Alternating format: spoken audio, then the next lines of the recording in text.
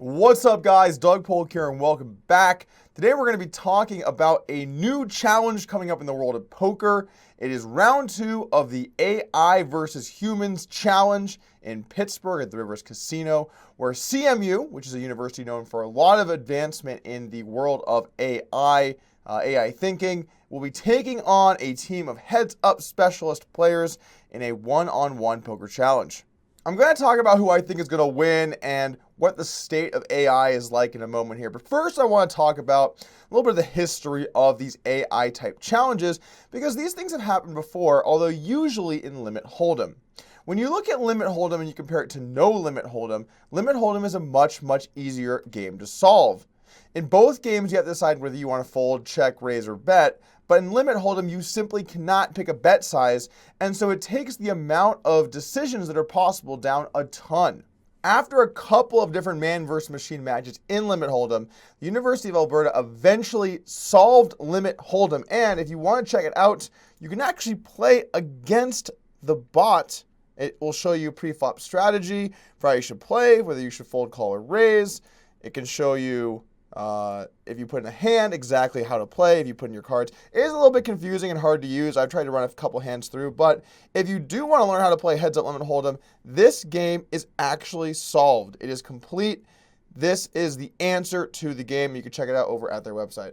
So with Limit Hold'em completely solved, the focus of at least the CMU artificial intelligence team turns to No Limit Texas Hold'em. Now this is a whole different animal, because rather than just deciding whether you should bet or check, you have to decide how much to bet. And oftentimes the correct answer is to bet small sometimes, bet large other times, and use a large mix of strategies to try and beat people.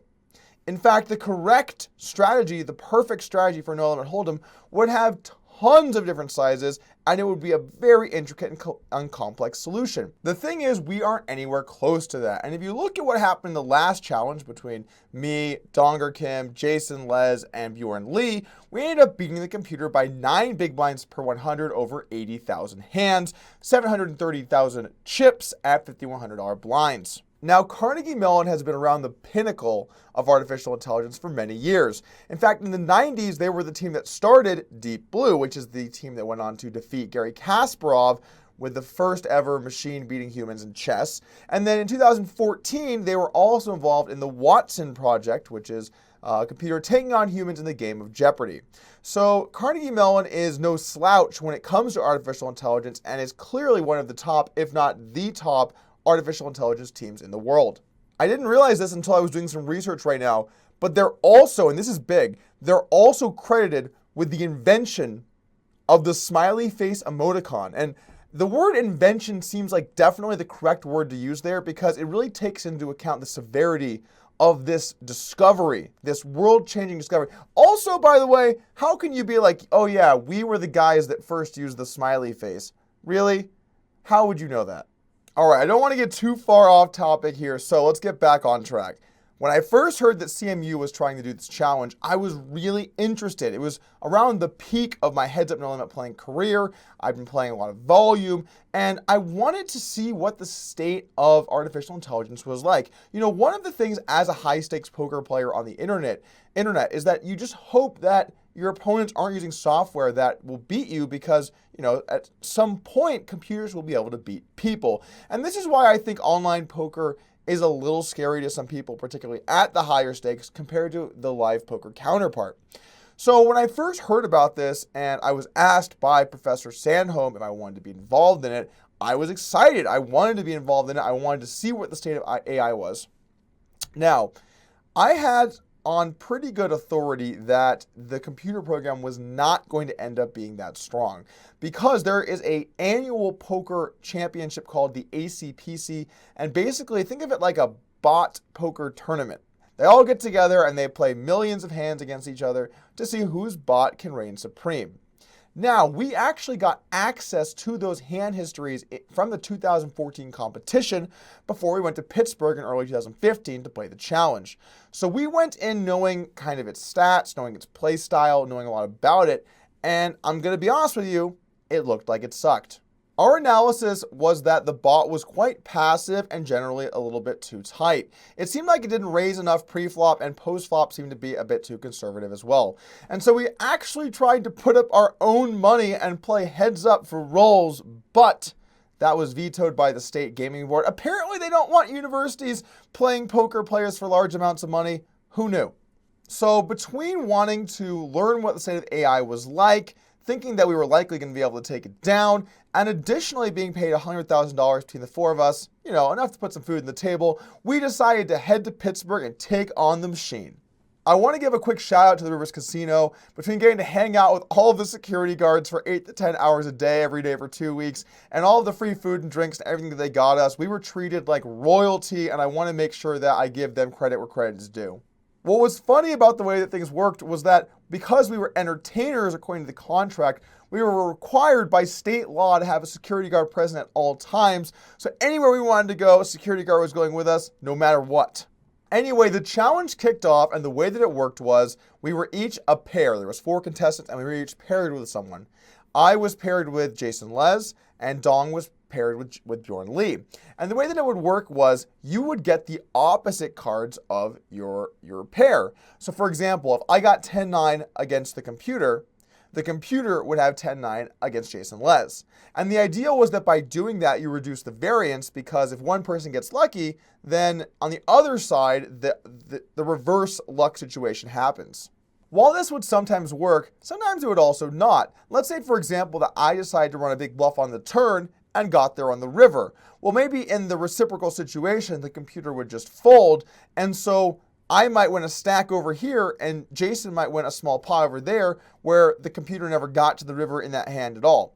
So there were often times where after the day ended, I talked to Jason about some hands that he played, and there was often times where I'd be like, oh, remember that 10-7 hand? And he'd say like, oh no, I have no idea what you're talking about, because he just didn't get there. So we definitely had some hands, like if there was aces versus kings, we would certainly, of course, on the reciprocal point, always get stacked there too. But in a lot of post-flop situations, things would go down very differently, and it didn't really alleviate the variance as much as you might think it would. Now, because we had reciprocal cards, obviously we couldn't be in the same room as each other. So I spent 2 weeks in Pittsburgh with Jason Les and really almost never saw Jason Les. Instead, the other 2 players, Dong and Bjorn, who were also paired, they would alternate every day. So I would spend one day with Bjorn, the next day with Dong, the next day with Bjorn, the next day with Dong. We would just go back and forth like that. And then Jason, of course, do the same thing. That way you couldn't, cheat and see the cards in the other computer, and it would be a fair environment. Also, you would alternate between being on the floor and talking with people in like the stands and stuff, or being in a silent boxed-in room up on the second floor. Not my favorite situation. So we each had to play 20,000 hands of poker, which is a ton, and it had to happen over the course of 2 weeks. Over those 2 weeks, I think it was about 14 days, we played 13 days, we had a single day off, and we played on average for something along the lines of 8 to 10 hours a day. It was grueling. In retrospect, it was one of the toughest things I've gone through in my life. I know that sounds kind of crazy, but picture yourself playing against a computer every day for 2 weeks straight, for 10 hours a day. And this was the thing that tilted us the hardest. If you got to the river, a totally new program would kick in, a totally new part of the program would kick in, and it would take, on average, 17 seconds to act. And I don't know about the other guys, but I can certainly say for myself, my strategy, while of course trying to win, was don't get to the river, because all the other decisions were instant and the river took 17 seconds. And guess what? When you finish your hands for the day, I think we played 1.5K hands a day or so, maybe it ended up being 1K hands a day, something in that vicinity. If you finish your hands for the day, you're done. You get to go home. So I would definitely say that it incentivized me incorrectly just to try and play in a way, of course trying to win, but in a way that doesn't get to the river, way more 3-betting, raising the flop, raising the turn, because you don't want to see the river. If you see the river, you might end up having to wait a minute on the river. And here's the crazy thing. As humans, when we play a big pot, we get to the river, we like to think a lot in the big pots because it's for a lot of money. But the computer doesn't work like that. In the big pots, there's not a lot of things it has to figure out. It either knows to jam or check or call an all-in. There's not really that many branches in the game tree. So when the pot is really small, it actually takes longer. So imagine, I open, the bot calls. The flop goes check, check. The turn goes check, check. and you're on the river. I have ace high, the bot has whatever. And it goes into a 30-second tank. How annoying is that? It's hard to play. It was actually hard to play through that. And at some points, I felt like I was going sort of crazy. It was a serious grind. However, after 2 full weeks of grinding, we came out victorious. 9 big blinds per 100 over 80,000 hands. A solid smackdown, right? You might be familiar with this image because it is from a video of a speech that I gave after we won. There was a big press conference, and we put it into the Throw Your Dongers Up song as well. But here's the thing that really tilts me. This really gets me here, guys. After we won, CMU came out and declared the match a statistical tie. Poker pros rake in more chips than Carnegie Mellon's artificial intelligence program during 80,000 hand contest. But scientifically speaking, human lead not large enough to avoid a statistical tie.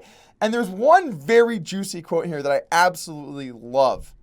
It would have been no shame, this is from Tuomo Sandholm at the University of Carnegie Mellon. It would have been no shame for Quantico to lose to a set of such talented pros. So even pulling off a statistical tie with them is a tremendous achievement. Listen to this again. It would have been no shame for Quantico to lose to a set of such talented pros. Do you know what a loss looks like? Like, what is this bullshit? This is scientific evidence, scientific thinking being applied to something where you lost. I mean, you don't win a game and call it a tie. You lost the game. And yes, you lost at like a 94 or 95% confidence interval. Maybe it was a 93% confidence interval, and you need 95 in order to make it statistically relevant. But that doesn't change the fact that you lost. And you can't just write this up in your own way to manipulate the situation to make it sound like a tie. I mean, you lost 73 buy-ins by traditional metrics. I mean, we were 200 blinds deep, so it was a little bit less than that. It was half of that. But that's a lot of blinds to lose. 7,300 blinds over 80K hands at a 9 BB per 100 win rate. That is a lot. I don't get this. How can you do this? How can you declare that? I don't get it. Like, how can they call it a tie? We won at 9 big blinds per 100 over 80,000 hands. I mean, that's solid, right? Isn't that a good... Wait. You know what? I think I understand this. When Arizona played Seattle this year and the game ended 6-6, that was a tie. However, Super Bowl 48 between the Broncos and the Seahawks was a statistical tie. According to 538, 27% of English soccer games end in ties. But when Germany played Brazil in the 2014 World Cup semifinals, that was a statistical tie. Wow, we're going to have some really excited Hillary Clinton fans when they find out what actually happened this year. This is also great news for Ronda Rousey, who's still probably rocked after her last statistical tie. Even Ben Solsky, in our history of playing, he got... Oh, actually, no, that isn't a statistical tie. That's a loss. Okay, but I've got to give credit to the media. They actually just saw through this. And they have titles like Humans Beat Artificially Intelligent Robot in a Poker Match. And there was a lot of titles like this. In general, the media got the story correct.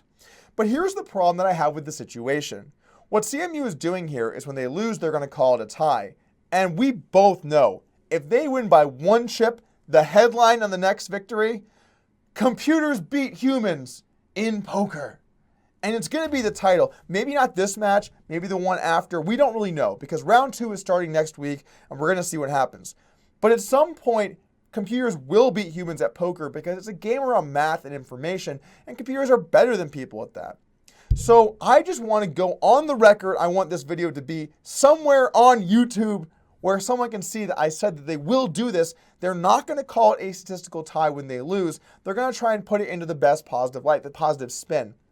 And I think it's important in life. When you lose, you accept your loss and you move on, you try and improve. You don't focus on making your loss look as good as possible. You focus on becoming better at what you work on, what you're working on, what your craft is. You become better at it.